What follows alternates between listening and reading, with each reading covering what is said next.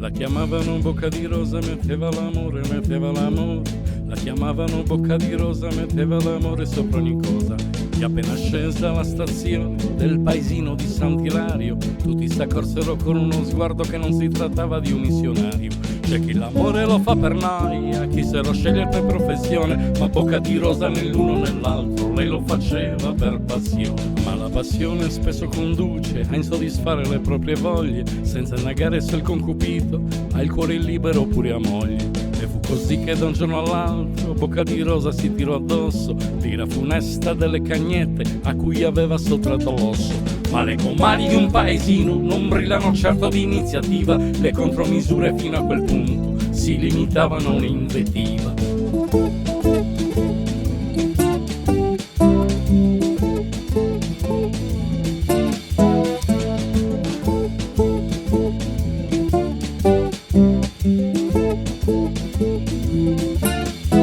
Si sa che la gente dà buoni consigli sentendosi come Gesù nel tempo. Si sa che la gente dà buoni consigli se non può più dare cattivo esempio. Così una vecchia mai stata moglie, senza mai figli e senza più voglia, si prese la briga del certo il gusto di dare tutto il consiglio giusto. E rivolgendosi alle cornute le apostrofò con parole argute: il furto d'amore sarà punito, disse dall'ordine costituito. E quelli andarono dal commissario e dissero senza parafrasare: quella schifosa già troppi clienti, più di un consorzio alimentare. E arrivarono 4 gendarmi con i pennacchi, con i pennacchi. E arrivarono 4 gendarmi con i pennacchi e con le armi.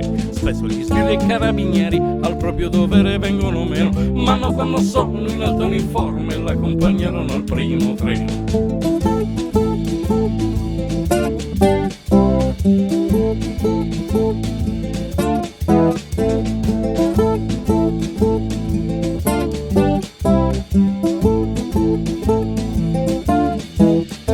Alla stazione c'erano tutti, dal commissario al sacrestano. Alla stazione c'erano tutti con gli occhi rossi e il cappello in mano, a salutare chi per un poco, senza pretese, a salutare chi per un poco portò l'amore nel paese. C'era un cartello giallo con una scritta nera, diceva: Dio Bocca di Rosa, con te se ne parte la primavera.